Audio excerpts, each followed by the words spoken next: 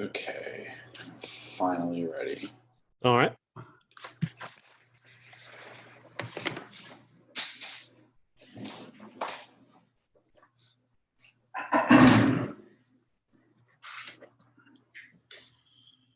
Okay. So Tank House on the count of three, senior year, Firestarters, and a brief 92. Yeah. All right.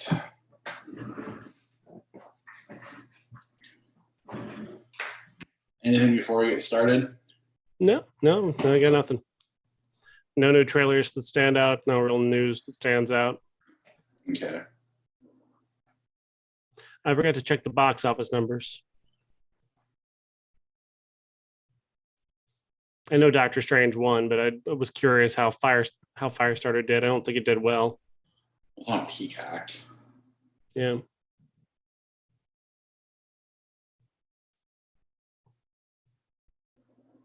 You ready? Mm-hmm.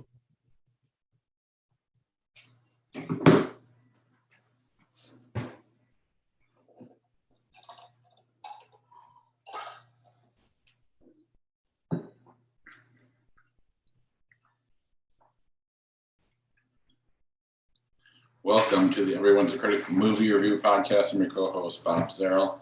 With me, as always, is professional film critic Sean Patrick. Visit us at ihatecritics.net, Everyone's a Critic podcast.com. We're also on Facebook, Twitter, Instagram. My handle is CriticsPod. Like us there, subscribe to us there. You can also listen to us at Apple Podcasts, Google Podcasts, Spotify, Stitcher, Alexa, all your podcatchers. If you leave us a 5-star review, we will read your review on the air, and you will get a 4K Blu-ray from Sean that has been given to us by a handful of different production companies. Patreon.com/criticspod is the best way to help support the podcast. Follow the link in the show notes. And then TeePublic, if you click on the link in the show notes, if you want to get some of our merch, or go to ihatecritics.net and click on the TeePublic link up in the right-hand corner. I'm sorry, we're in the process of cleaning out our house, and I feel like there's massive echo in my room. So if that's what's going on at home, I apologize. It's driving me nuts here trying to record, so forgive me. Let's go ahead and get started with the show. And we will start with Tank House. Yes, Tank House is a movie set in the world of theater. Stephen Frederick and I forget the young lady's name, Tara Holt. Thank you. Tara Holt are the stars here. They play a couple who are dedicated to the theater deeply. They're in the theater in New York. They're doing this immersive theatrical show where they go out into their audience, which is like 4 or 5 people, but nevertheless.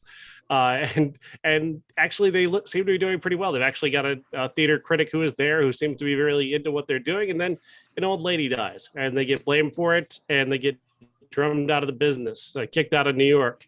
Luckily, they've had an opportunity arise because her parents have left the country and they get to go to her parents' house, which is in Fargo, North Dakota. And they go there to essentially compete in a theatrical contest that's going to take place for control of the local theater. And they put together their own group of people to be their actors, and they're a group of really funny weirdos. And this is really just a movie dedicated to a group of funny weirdos doing funny weirdo things. And I really enjoyed that. I was never a theater kid in high school, but I always admired the theater kids. They were always off in their own little world. And I've always liked that about the theater kid world. And this is kind of adult theater kids. They come up with a lot of funny stuff, like the 2 competing acting troupes, led by one led by Richard Kind, and then the group that we're following. And they get into a gangland battle that basically consists of trying to sing the Pirates of Penzance faster and faster and faster. And I know we've seen stuff like that before with dance battles and they're over the top comedy movies do stuff like that with rap battles or whatnot between unlikely people. But I just like the twist on this one with the Pirates of Penzance and the rather incredible way that they decide who wins and just how fast they can actually do the model of a modern major general so quickly. It's really impressive. There's a lot of really fun stuff about this. I really like this movie. It's not like the greatest movie, but it's a really solid, fun comedy. And especially if you're somebody who's in the theater world, I think I can't help but think that you'll love it. In high school, I always argued with theater kids, like movies versus, theater. But as I get older, I appreciate it much more, especially getting into, the more mainstream theater shows like Hamilton and Book of Mormon and all that. Mm-hmm. And, even the actors I like, some of the better ones are actually theater people that just do movies for money, but actually do pretty good stuff that I'm assuming good stuff. That I never hear about because I don't go.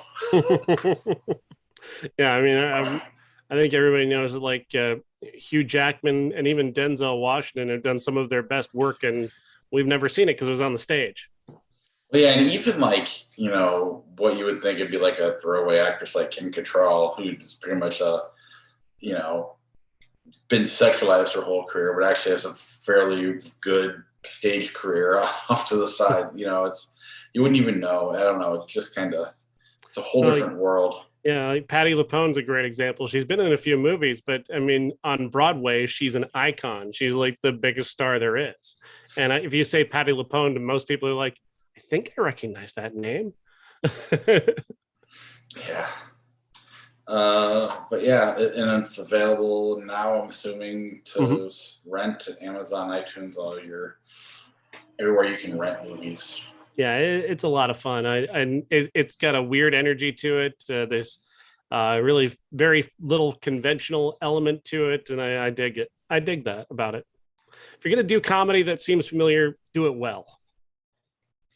All right, let's move on to On the Count of Three. On the Count of Three is directed by Gerard Carmichael and stars him along with Christopher Abbott, who was in the death of Dick Long. This is a story of two longtime friends, one of whom is just kind of getting out of a jail situation. The other one has a real dead-end job, and one convinces the other that they should kill themselves, and they should do it by shooting each other in the face. And this is an incredibly like dark subject. Obviously, we're talking about suicide and two people who are definitely in a place where they feel like they need to end their lives, and it's not an easy place to find comedy. And they do find comedy in this. They do find some funny things within this because there is sort of an absurdity to the idea of this being the last day of their lives and them deciding first that they're going to kill themselves and then deciding, well, let's live one more day and go settle a few scores and then we'll come back and we'll shoot each other in the face. It's dark, but it's like dark in a way that's kind of just, like I said, absurd. And the best thing about it, though, is the dramatic element of it is this very slow tonal shift, or this shift from one guy to the other. So one guy starts out the day very, very sure that he wants to kill himself. The other guy is kind of like, yeah, I guess that sounds like a good idea. I mean, my life's not going anywhere. So he kind of agrees to it. And then as the day goes along, one becomes more certain and the other, they pass like ships. It's like one becomes less certain, one becomes more certain of what they're doing. And I really loved the subtle transition from one to the other as the main, protagonist when it comes to who's going to kill themselves. It ends in a way also that recognizes that what these guys do on this day would have consequences, and it doesn't shy away from that. It doesn't run from that. It doesn't try to put a nice little bow on the end of it. It's just really smartly directed, really cleverly written. It's got a smart choice of incidents that keep the story moving, inform you about these two characters. They don't do anything extraneous. Everything sort of explains how they got to where they get to, and it's a really compact, smart, well-made movie that happens to be about a very dark subject and still manages to be kind of funny about that subject. Yeah, no, I like this movie quite a bit. I think one thing I do want to correct: the very beginning of the movie, the guy from Dick Long, he actually was in an institution because he tried to kill himself. He wasn't actually in prison, so that was why they decided to kill Gerard Carmichael's character decided that they should kill each other. But you're right. They went back and forth. The way they crossed. I don't know. What's the guy's from Dick Long's name? Christopher Abbott. Christopher Abbott. His character truly suffered from depression, and Gerard Carmichael's, I think, was going through a moment, and it was kind of cool to see. I think they played that pretty well, and maybe I don't know how accurate something like that would be, but in a lot of ways, it reminds me of the way Chasing Amy played up that scenario with that character. It's not so much about depression as a whole; it's about these characters, and it's not trying to define. I mean, maybe it's making a statement, but it's not a broad one. It's about these characters, not so much about depression as a whole. Mm-hmm. And I thought they were really smart about the way they did that. In a lot of movies, take a movie like this, this movie works itself into a corner and goes very realistic with it.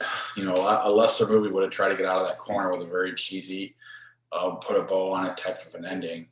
And this one did a much better job of it. And it's also, aside from a comedy, like you mentioned, the dramatic elements, there's been a handful of movies that we've watched lately where in the last 3 years where you're just you want to see the characters make the right decisions, and they're not, or they're doing something that just change their lives dramatically. And that, you get so invested, and it's so heartbreaking when they make the wrong call or when they just kind of do something on instinct. I'm trying to be as broad as possible because I think this movie's worth watching without knowing what happens. Yeah, I'm trying to. Yeah, the same. But it really is quite good. It's very, very watchable. I don't know how well known it is, but as far as I'm concerned, I think it should be. To me, this is a sleeper movie that people should be, seeing. Absolutely, and I'm surprised. I was a little surprised that this isn't getting more attention because it is so very, very good. And a first-time director who's been in the headlines, pretty recently. That I thought maybe that might give this movie a little bit of boost, but then it just sort of dropped on VOD, and I'm like, oh, okay, I guess that's it. That's where we are. I guess I kind of thought this could go to theaters actually. Yeah, this would have been a nice small theater movie that was, counter programming to Doctor Strange or something else later on in the year. Or if nothing else, if you're gonna go streaming, have it hit Netflix or Amazon Prime, or something like that, HBO Max, where a lot of eyes are gonna be on it. Because I do think this is a movie that could find an audience. It's just a matter of getting in front of that audience. Yeah, and it's a pretty strong statement too for Gerard Carmichael as a first-time director and starring in his own movie. It definitely a sign from him that he's got big things ahead of him. It takes a great deal of work to be able to both direct yourself, and it's something for a guy to do that, to do this on his first try and go, I'm going to make a dark comedy about suicide for my first movie, and I'm going to star in it and direct it. That's a lot. And then I'm going to cast Henry Winkler in that role. And it's like, what? Oh, yeah. Well, even JB Smoove, that's not a role for him. That's a hell of a scene, isn't it? Man, that's a hell of a scene. The shifts in that scene from one thing to another is so great. And from a guy who's always joking around and everything you've ever seen him do, it's just so well casted. And quite frankly, if this next movie sucks, it's because he got into a studio and they wouldn't let him do what he wanted. That's there's so many things in this movie that the studio would not let you do. Or casting choices, just decision makings along the way. I really think this is a really smart, well-made movie, and this is what's lacking out of studio pictures right now, which is probably why it's not in theaters. Yeah. All right. Speaking of VOD, senior year. Senior year, a new Netflix comedy starring Rebel Wilson as a woman who is she was in high school, 17 years old, much younger than that. She decided she was going to be the most popular kid in her school by her senior year. And she achieved that by this sort of mercenary effort to become the head cheerleader. Once she does, unfortunately, she's also made a few enemies along the way, one of which is the other most popular girl in school. And that girl conspires to have Rebel Wilson's character dropped on her head during an assembly, and it sends her into a 20-year coma from which she wakes up at about 37 years old and with the mind of a 17-year-old. And so she wants to go back to high school and be a senior again and try to be the captain of the cheerleading team again and try and win prom queen. And this is a typical fish out of water scenario where somebody from the 90s is thrown into a modern idea. And the thing about it is that this movie wants to have it both ways when it comes to, being both satirical of modern high school, but also celebratory of modern high school. And it can't decide which one it wants to be. Does it want to make fun of influencers and the sexual spectrum of a modern high school, or does it want to fit in with that and celebrate it?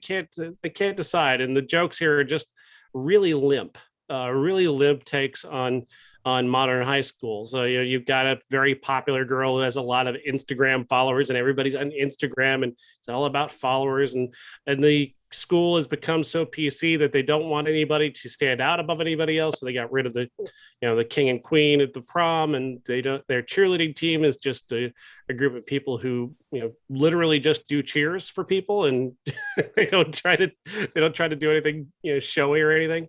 And those aren't funny jokes, and they're not intended to be funny jokes either. They're intended to be observations, because again, I think this is a movie that does admire modern high school. They certainly don't turn the principal character, who is also her best friend in high school, into a villain. They want her to be celebrated as a progressive, school principal. At the same time, they want to do jokes about a modern high school, and none of it is very funny. It all comes off very bland. And one of the worst things about this is that Rebel Wilson, who is this sort of wild spirit, like she's just a comedy tornado in other movies, she's very restrained in this movie. They really hold back on your typical Rebel Wilson performance. And I understand that that's kind of part of a new image that she's working on now, that trying to be more of a mainstream movie star, that maybe she's trying to dial back on that whirlwind persona. But I missed that. I missed the Rebel Wilson from Pitch Perfect 3. I missed that character who was just from Isn't It Romantic, who's just kind of wildly flailing all over the place and going for the biggest possible joke. Here she seems to be restrained and living within this very bland plot. Restrained and bland is a good way to describe this movie. Even if they didn't admire modern high school and they leaned into the anti-PC stuff, I might not have liked the movie, but it would have been better than this. Yeah. Because this is just very, like, they flirt with the popular girl who's very PC and has all these followers because she's so woke. They flirt with her being the villain, but they don't commit. The Rebel Wilson character, there's a little bit of the flailing around, but not like in the other movies. There's just no commitment to anything. And in the end, it's just weak. It's not that funny. It's really, there's no commitment to anything. Like, make a statement, say something, be funny, do one of them. Just pick one of those things. And they market this as a not safe for work comedy, and it's not raunchy at all. No, not even a little bit. The biggest thing is, like, I guess she throws a party for 17-year-olds where they're drinking, and that's like the big thing. That's the big thing she gets in trouble for. She was buying beers for kids underage, and it's not even funny. No. You saying it as a funny idea, but in the movie, it's just like, it just falls so flat, and all the characters are not realistic at all. The romance angle is it's been done so much that when they do it here, it's just like they're not even trying, they're just going through the motions. Yeah, the Sam Richardson plays a kid who had a crush on her in high school and was her friend, and now of course he's a teacher himself at the high school, conveniently enough, and and I honestly like. I came away from it thinking that Rebel Wilson and Sam Richardson had more of a brother sister energy than they did a romantic energy. Like there is no romantic chemistry there at all. Yeah, when you watch a movie that did it better, probably in the '80s, you know that nerdy guy or whatever is the one who's right for her because the chemistry is so strong. But you're right, there's no chemistry there. It's just weak. And then her boyfriend at the time, and even when she runs back into him as an adult, it's just lame and weak. There's just limp, no commitment, just tame. I don't know. It's very disappointing from what I wanted it to be. There's no reason this couldn't be as good as 21 Jump Street or something like that, or any fish out of water movie. I think the template that they should have looked at was something like Superbad. Going for that kind of raunch. You have this opportunity here with this character who can do things for teenagers that teenagers aren't able to do, and being of her age, they could take advantage of that and make a bigger joke of that. But everybody's too busy staying in their lane. And there's one character in the movie. Her entire character, she's one of the high school kids, and her entire character is that she likes AOC. She likes the Congresswoman AOC, and that's it. That's her entire personality. She doesn't do anything else. I mean, she's on the cheerleading team too, I guess, and she dances to the dances, but everybody dances in the dances. The dialogue-wise, character-wise, her character is, I like AOC. Like, that's not a character. Right. And it's almost like the movie's afraid to offend. And I mean, it's as long as you're not out there being racist or transphobic or homophobic, that's all you gotta not do. Yeah. You can still be raunchy and not get canceled. There might be some small chatter from some idiot on Twitter. For the most part, people are gonna enjoy something like that. And this just is walking on eggshells the entire time, and therefore is a waste of a movie. I do like, the young male characters that they had were very progressive characters, and I like that, but they didn't do anything funny with them, and they didn't make any really interesting observation about why they are. Just this kid, the super popular kid wears a dress like Harry Styles, and it's like, that's it. That's the joke. It's like the kid has no character. He has very little dialogue and has no other character than he's the kid. He's the boy who wears a dress. And that's just like Harry Styles. I mean, you got to do something else with that. You can't. And I'm not saying make fun of the guy. I like what he wore. I like that a kid would be able to express himself that way. But there had to be a joke somewhere. There had to be a character in there somewhere. His character can't be dresses like Harry Styles, just as the character can't be she likes AOC. There has to be something else. Or there's like a character who's just the gay. Like, he's just very openly gay. That's it. That's his character. They stop right there. And it's like, those kids can be funny. They can be funny. They can have jokes. You just have to think harder than this movie does. This movie takes it easy on every turn.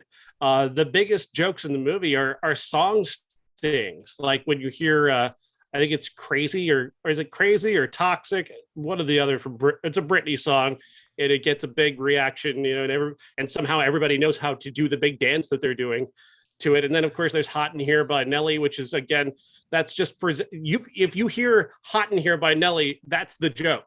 So many movies do that, where it's just, we're playing Hot in Here by Nelly, that's the joke.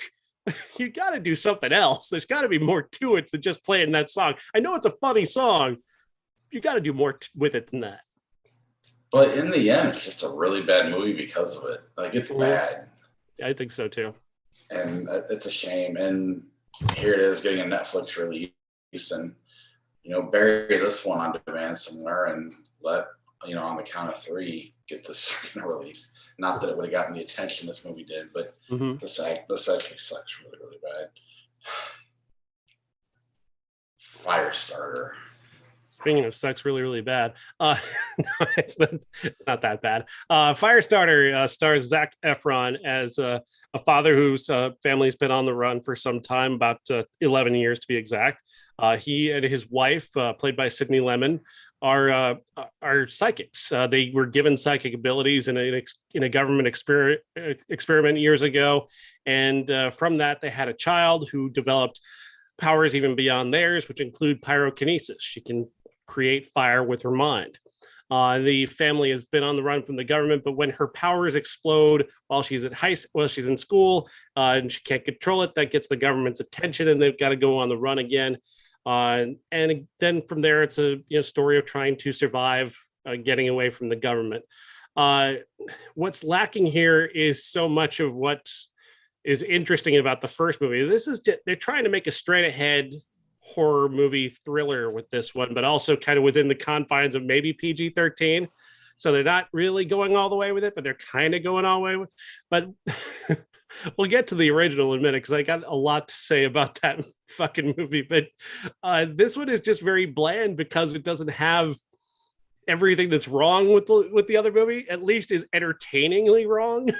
Whereas this one is just not particularly interesting. Everything sort of just happens and then it's over. And they don't really give anything to this character to do. And it's all really boringly competent is how I described it, because everything looks fine. The special effects look fine. The performances look fine, but they don't elevate the material in any way. They don't raise this up to something that's more memorable.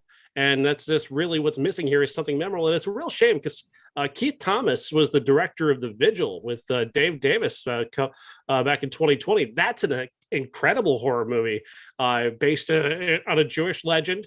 It uses a lot of really strong filmmaking technique because they're working just within one house, using a lot of shadows and darkness to try and create their scares. And it works really great. And I wonder if having a big star and having a big budget kind of robbed him of what he does best. Like making the best of what he had is kind of the real talent that he had. And here, given all the tools to a Hollywood movie, he just makes, a very competent, not particularly interesting movie. I couldn't agree more. Not that Bloomhouse is bad all the time, but when you get more people involved, it's harder for the director's vision to get across. And what we ended up getting was a not entertaining movie whatsoever. It just very, very boring, very, very why am I still watching this kind of feeling the entire time? Mm-hmm. Yeah, I was waiting for this one to be over. I was zoning out a lot, and just again, it's a remake, and to me, when you're going to remake a movie, remake a bad one that messed up, and I'm all for remaking this. But give me something. Don't just bore me. And this was very painful to get through. And the thing is that the original, as bad as it is not boring at all. At all. Not boring at all. It's kind of secretly great as it is, but for all the wrong reasons. Right. And even Zac Efron, a guy who generally pops off the screen and has a lot of charisma, he's boring in this. Yeah, I was shockingly so. I mean, he has no real, and the thing about it is he and the daughter character, Kira Armstrong, I'm not getting her whole name, but they don't have any father-daughter chemistry at all. And their interactions basically boil down to use your powers, don't use your powers. And that's it. Run. Okay, that's the entirety of their interaction as a father and daughter. There's no depth to that whatsoever.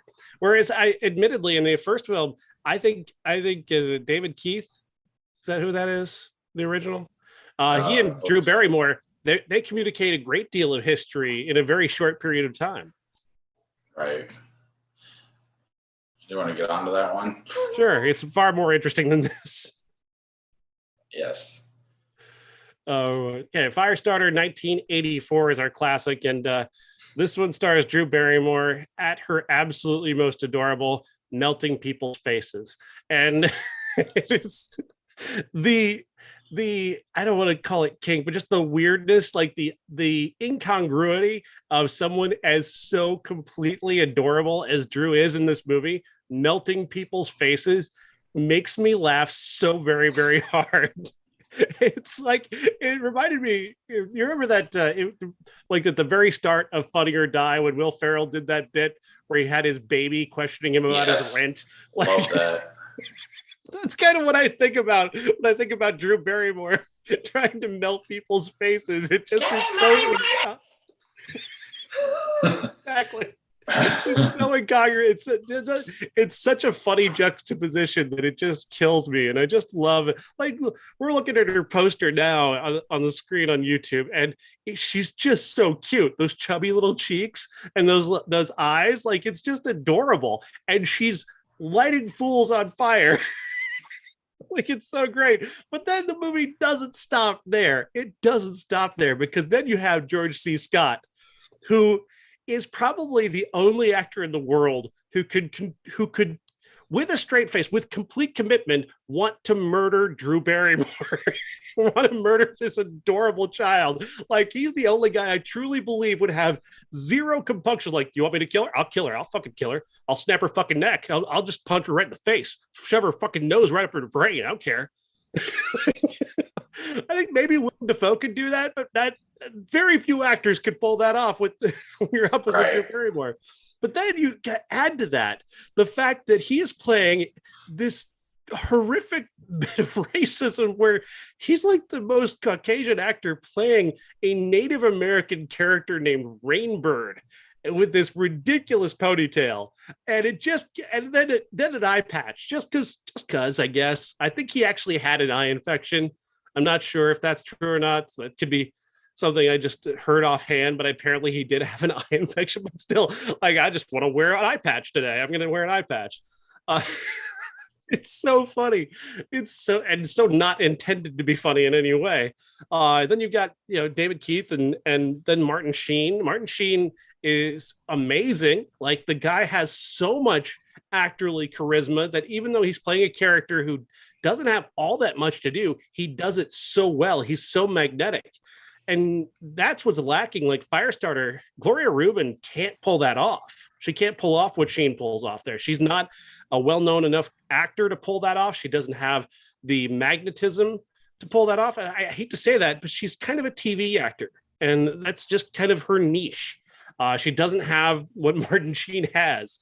And not many actors do. It's not a terrible thing to not have that. It's not a lot of actors have what he has. But having him and George C. Scott in a scene is so fantastic. The back and forth energy of those two actors is so much fun to watch. And then like David Keith, I do that all the time. David Keith, he somehow makes doing this thing where he puts his fingers on the side of his head not look stupid. Like, it's because like when I saw it in Doctor Strange, and I saw the X-Men character doing this to communicate his mental powers, it just looks silly. But of course, he was sitting in a yellow bumper car when he did it, so I mean, maybe that was part of the silliness as well. But David Keith actually made me buy into that, what his use of his psychic powers. So I kind of dug that. I dug the soundtrack. This movie's just, it's bad, but it is so incredibly memorable in the way that it's bad. Yeah, that's true. But I mean, could you imagine if Cronenberg made this movie? How awesome it would be. Oh my God. Yeah, I can see that. And that's not fair to sit here and go, this would have been good if this guy did it. But that's what I did the whole time. But no, everything you said is true. I mean, Martin Sheen played Martin Sheen great. He really, that movie star quality. And, George C. Scott, while being in the role is offensive, he definitely respected it and gave it his best. And it's actually really good in it. It's weird. As opposed to like the guy, they hired a Native American actor to actually play the character Rainbird in the new version, and it just makes it boring. And the reason it's I don't know. I didn't want to get into racism, but it's I don't know. It could it's be a just lot worse. It could be a yes, lot. He doesn't do any rain dances. He doesn't. He doesn't drink alcohol in it. It's not like they didn't go that far, but certainly not appropriate. right. Especially when the rest of the cast is white. Yeah, I You know, think that's I think we can laugh at this one safely and say that this was just kind of a silly choice he made. Whereas he's not, he didn't go brown, he didn't put on brown face, but also that kind of no. makes it weird as well in a strange way. But he didn't do any stereotypical stuff. It Yeah. wasn't reference to Tiffany's or anything like that. Like It there was really was no need for him to be a Native American. They didn't need to call the character Rainbird and give him a stupid ponytail and make him wear those Indian. I think that was a choice George C. Scott. So I just need to do something with this character. right. Uh, and memorables are a fair way to describe it, but I don't necessarily know that I like it. I spent the whole time just wanting it to be something else that it's not. Drew Barrymore is, I mean, her whole career is just so weird. Because, you know, you're like literally the most adorable child ever. This, you know, wild and crazy, you know, teenager, 20-year-old, and then a mom, you know, just kind of ran the whole gamut of everything you could possibly be in your life. Uh, it's just pretty crazy. But she's awesome in this. I mean, it's amazing how good she is at this age in this role. You can definitely see a little movie star in her for Oh, sure. Just being 8 years old, she's got so much power over what she does. Even as again, that face just makes it impossible to take her seriously. I know she's melting people's faces, but it's adorable. I just every time I look at her, it goes, oh. Oh, it's so cute the way she blew up that car. I mean, I want to see more because that power would be more unhinged. In both movies, definitely, this one not nearly as much as the newer one, but they play it a little bit safe. This one's a little crazier, but it's just, you could really do something with, I mean, as a baby, how do you know, the new one starts one fire, then they move on. Yeah, that was probably the most interesting thing about it. Like, how did they raise that baby? Give me through the first 2 years of life. I want to see that. Don't set up a more intriguing premise and then walk away from it. Right. Okay, now we got to go do the remake. Right. Yeah, I watched that one before I watched this one, so then I already had kind of a bland taste in my mouth. And then as I'm watching this one, I am enjoying how crazy it is, but I'm also like, this could be crazier.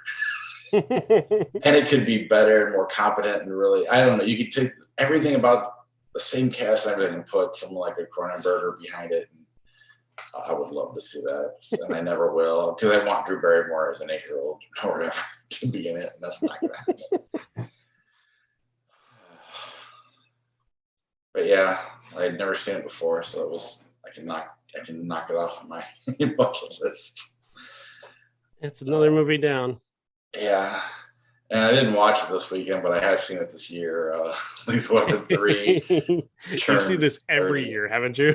Multiple times, all of them. And this is the one where I'm starting to be of the age where I can see these movies. And I don't know. I can watch these every day and not get bored. All four, even the fourth one. That one less than the other three. Mm-hmm. But I just love everybody's chemistry. I mean, I don't care how bad the movie is. I love watching the Riggs, Murtaugh, and Leo Guest interact. They add new characters, and Chris Rock sticks out a little bit like a sore thumb, but I still love Chris Rock. Rene Russo. Every time they add a new character, it seems to work. Obviously, 1, 2, and 3 are the best, and probably in that order, 1, 2. But I mean, just the way it starts with the building blowing up, and they have like 9 seconds to run out of a skyscraper, and they just manage to get out. It's just stupid fun, and I don't know who has better chemistry than Mel Gibson and Danny Glover. just are so great together, and Joe Pesci fits right in with them. And what do you think about it? Like Joe Pesci shouldn't fit in No, with this character, given everything that we know about Joe Pesci. He's a New York guy. He's a gangster. He's a Scorsese guy. You take him real seriously, and then he's got this character that doesn't seem like it would work, but it does. yeah, and they introduced Rene Russo in this movie, and she fits in perfect. I don't know. The whole thing is just stupid fun. And apparently they're making part 5. Oh man! Gibson directing. Don't tell me that. I don't want to know. Until it's here, it's not here. Leave the memories alone. Well, yeah, I mean, he's already done. You right. done enough, Mel? Haven't you done enough to ruin our enjoyment of this? It is. That's funny. I was mowing the yard, and I'm just like, why doesn't that bother me like Kevin Spacey? And again, he's not molesting kids, so there's that. He's just like your racist dad or grandpa or whatever saying stupid shit, who he means well, but he's also a very privileged person, so maybe he should there's no reason to forgive the guy. At least demonstrate that you learned something. He hasn't done that. This is just, I don't know. Right. The best thing he's done is at least he'll stand there and let you make fun of him, and then he'll be like, I didn't really say sugar tits.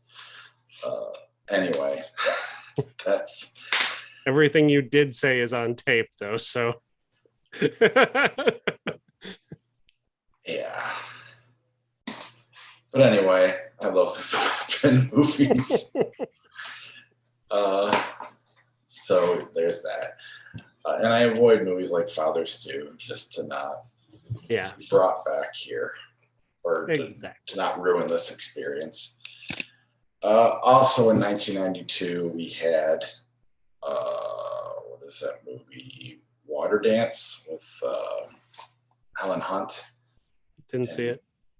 And Monster in a Box. Have you ever seen Water Dance?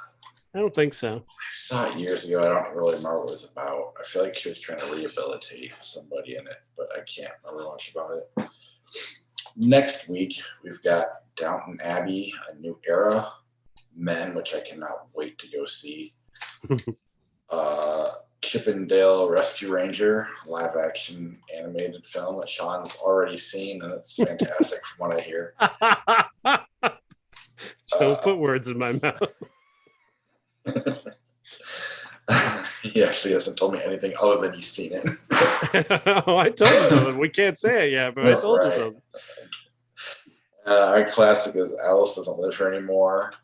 In 1992, Alien 3, Encino Man, Far and Away, and Zentropa, as well as Intruders, all trained 30. So we got Scorsese. We've got who's the guy who did Men? Alex Garland. We've got Lars von Trier. We've got David Fincher all next week, and I think Josh might come back and join us too, hopefully. So that should make it for a fun episode. In 92, I saw one of those movies in the theater, but you can't guess which one. It stars Pauly Shore. All right. You saw a Pauly Shore movie in the theater? Encino Man. Oh, okay. That makes more sense then. Not Alien 3. All right, let's see if I can find some flick shot before we get out of here. I got it here somewhere. Got to sign in.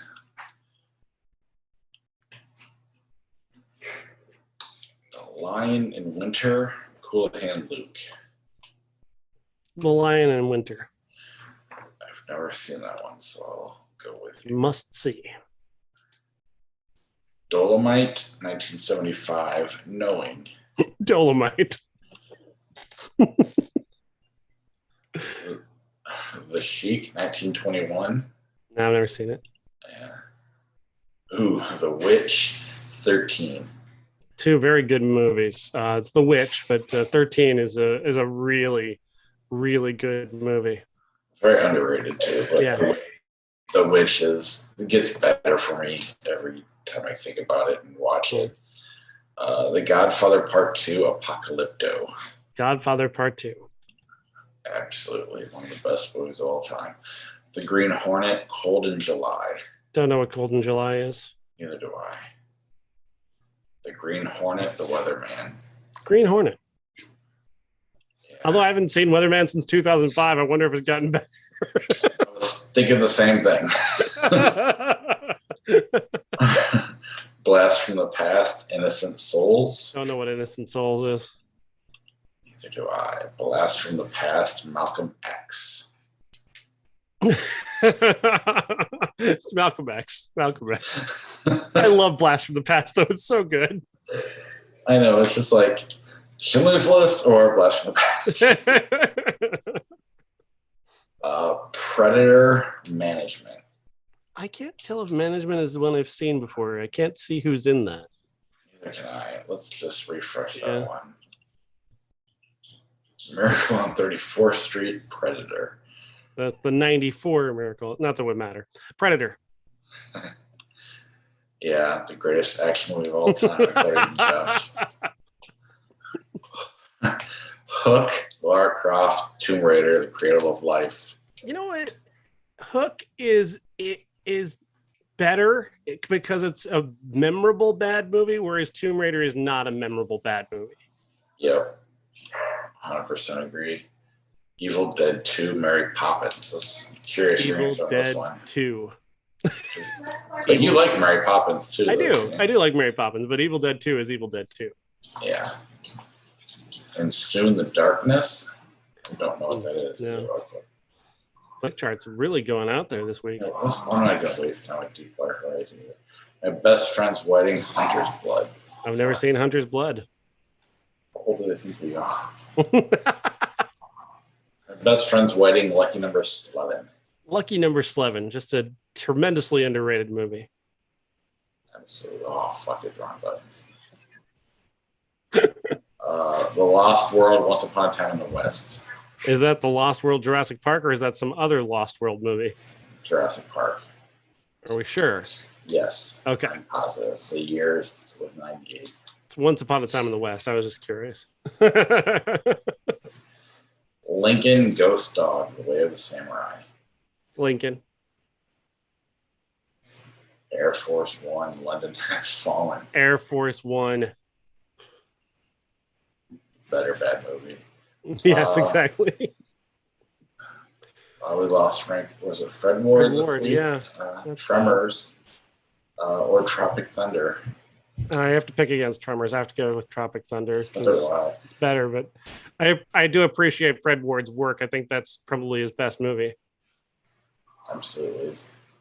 Alien 3, which we should go later on this one, but The Sound of Music. Sound of Music, I think, is amazing. I am looking forward to giving Alien 3 I just want to watch it for the train wreck that Fincher had to go through. Yeah. I'm just curious. Hot Shots or Magnolia? Magnolia. Let's get the quarter ready. I love Magnolia. Love it still to this day. To me, it's a crash in a way. I shouldn't say that. It's not. It's just emptier than it appears. Damn it. What does it say? We're in suspense.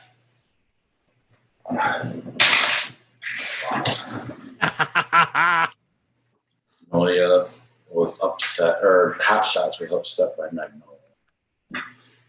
Hitchhiker's Guide to the Galaxy, Casper. I don't care about either of those movies. I'll probably find out that how much I liked Hitchhiker's Guide once I get to that blog, but Moana, Rocky. Rocky. Agreed. The Rocketeer, Amityville, and New Generation. The Rocketeer. Well, if there was the Amityville with the lamp that was the villain, I would vote for that one. You know they made it an Amityville where the villain is a lamp? I'm not making that up. That's real. I know. I've seen them all. Was that the one with Lori Loughlin in it? Maybe. I'm not sure who was in it. I can't remember. I can't remember it what was my a number lamp. is. Just a murderous lamp. Yeah. The Abominable Snowman, Planet of the Apes, 68. It's like somebody just kind of was fucking around like, I bet I can make a movie where the lamp is the bad guy. Fuck no, you can't. Yeah, I can. You watch, I'll do it. Bet you anything that was the idea from the get-go. And they're like, let's turn this into an Amityville movie. Shit happens all the time. Hey, we own that fucking title. Let's just slap it on there. Slap it on that Killer Lamp movie. Oh. The Abominable Snowman, Planet of the Apes, 1968. That's the Abominable Snowman of the Himalayas, Bob. I've never seen it though. Oh. Just get the title right, you know. I only read the bottom title, not the poster, because sometimes it's a foreign language, like Argo here. Argo or Planet of the Apes? Argo. I do have a love for Planet of the Apes, the original Planet of the Apes. Yeah. Lake Placid, The Tale of Despereaux. They're not one movie. They're two different movies. I didn't say that together, didn't I? Lake Placid, because Tale of Despereaux is just too boring. And Lake Placid is bad in an interesting way.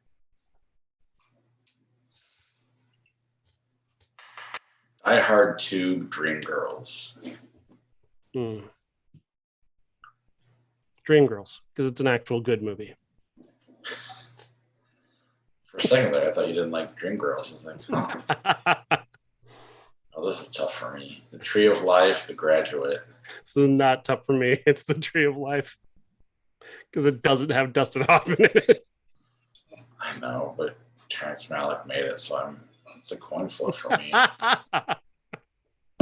Oh, yeah, but Tree of Life. Blade Crash, 1996. Now, see, that's tough, because Cronenberg's awesome, but so is Blade. What Cronenberg to make Blade? Just want him to make everything with Nicolas Cage in it. That's a team that should happen sooner than later, is Cronenberg and Cage. Let's see. That'll be our offshoot Patreon podcast, Cronenberg Cage. We just review movies that don't exist.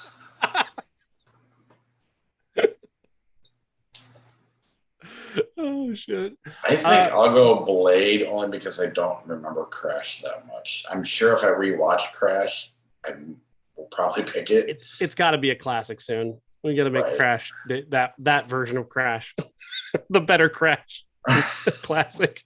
I do know it's better than the Academy Award winning Crash. Yes, but the Tale of Despereaux is better than that.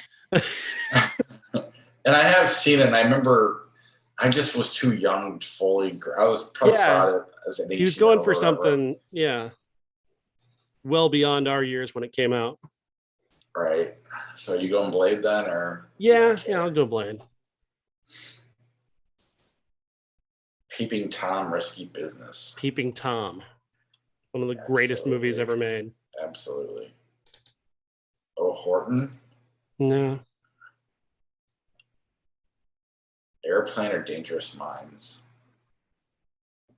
Airplane. Dangerous Minds isn't bad, though. That's all it is. Isn't bad. My son was listening to Gangster's Paradise, and I started singing along with it. He's like, "You know that song?" But once again, I mean, this is like right before we started recording, so our computer is listening. E.T. Amos Peros. Amos Peros all the way. Drew Barrymore is only so cute. I agree. Yeah, exactly. She was the star of E.T., not just the one stealing all the scenes, maybe. Yes, absolutely. Beverly Hills Cop, Fallen. Beverly Hills Cop. Yeah. Jurassic World, Cube. I don't mind Jurassic World. I actually like Jurassic World. I just don't know Cube, so. Yeah. That's Cube where you're going. I'm going with Jurassic World. Cube, I don't remember whether I liked it or not. I know I didn't like the sequel. Yeah. I was kind of surprised John they made Q. Roadhouse. they made like 3 of them, which is fucking weird to me. Yeah. Oh, sorry. You said John Q or Roadhouse. Yes. It's Roadhouse because it's memorably bad. John Q just sucks. Roadhouse is my regular Saturday night thing. Shanghai Noon, Silver Bullet. 2 movies I don't care about. Silver Bullet, again, the more memorably bad movie. Room, Nick and Nora's Infinite Playlist. Room, better made movie, but Nick and Nora is a lovely movie in its own right. Right. Any Given Sunday, Runaway Train. Runaway Train. Yeah, it's a lot of fun. Rise of the Planet of the Apes, Reservoir Dogs. It's Reservoir Dogs, but Rise of the Planet of the Apes is awesome. Everybody should see it. Das Boot, The Golden Child. The Golden Child, because Das Boot is like 3.5 hours long. You start it and it's going on for like 3 days. I think it might even be longer than that. It's like 10 hours long. Junior Tin Cup. Tin Cup. Yes.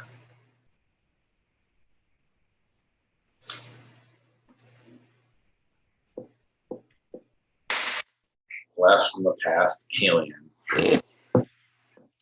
I think this is how we end the show. What is the answer?